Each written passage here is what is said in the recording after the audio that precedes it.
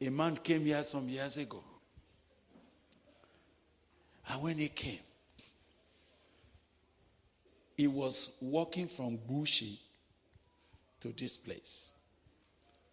You know, then there was no light, no electric pole, nothing. So he walked in, he was doing like this. He was walking like this. He said, yes, we're going to put light in this place. Tell all your electric engineer to tell me how much it will take. And while he was saying that, he also went to my house. And there was no light.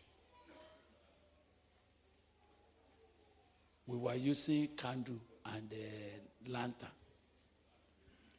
Because our house is in that village, there's not even a pole. And to bring light from the road to our house, we need about 10 to 11 poles. And we're going to buy all the wires. So this man came. Said, Brabile, you mean you are living in darkness?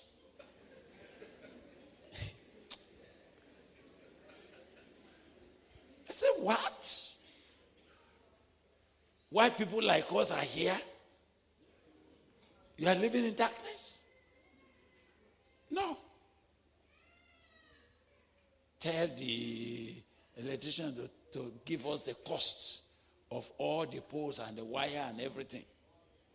Let them send to me. And you know, as I saw one arrogant man wanting to do something for God here, the Holy Spirit told me, if this man put one pole, one electric pole here, he will brag about it.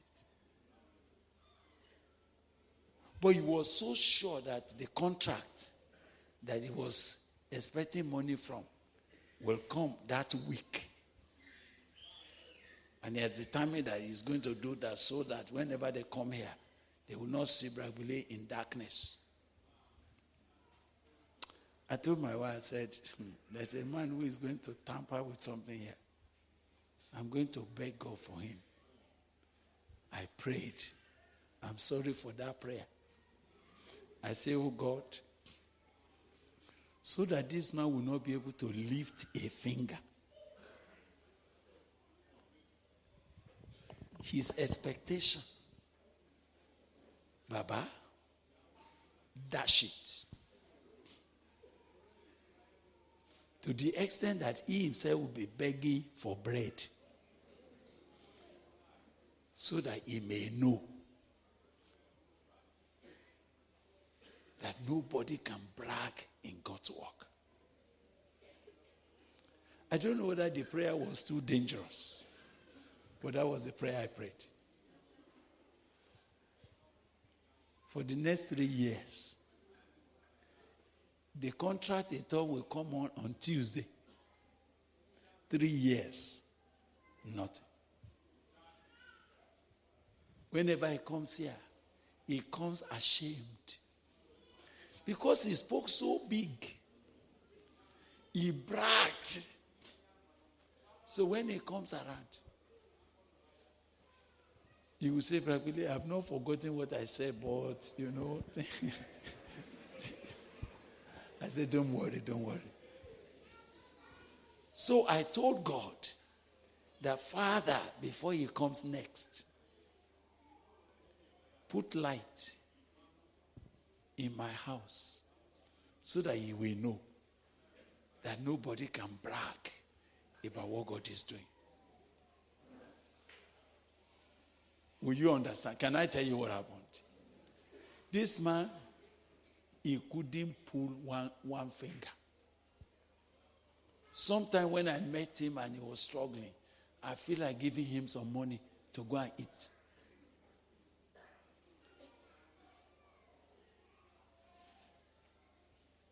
So one day I traveled, and somebody came to the house, a lady came to the house, and my wife lodged them. They said they must sleep in my house. They didn't know that we don't have light.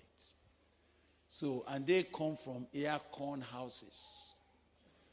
So, when they put her, after they switch off the gen, and they put lantern,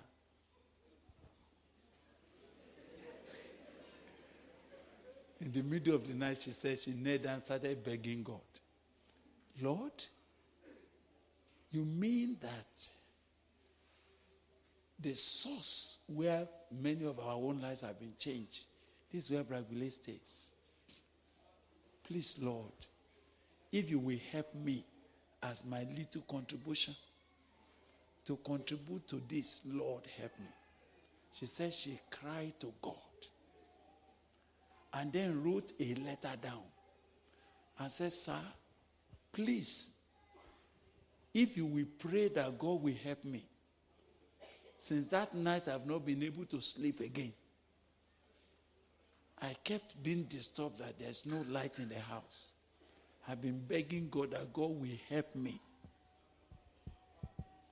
I don't know what God will do, please, but I'm praying. She left a note like that. We didn't answer. We just prayed, said, Lord, it's okay. She did not ask us the budget and tell your electrician to send me how much they need. No. You know what happened? That was like a miracle to me. One day, this sister sent 160,000 naira and said, I don't know whether this will contribute towards the bringing light to the compound. But I just felt I should send, this has just come to my hand, and God reminded me of my prayer. Please help us to use it if you can get light to the house. Then I sent for Brother Chidimek, and he came down. By the time he brought all the things he was going to buy, the 10 poles, the wire, everything, when they finished, it was 158,000 naira. And it remained 2,000 naira that we are going to report back to the person and say, your money has brought the thing, and it remained 2,000.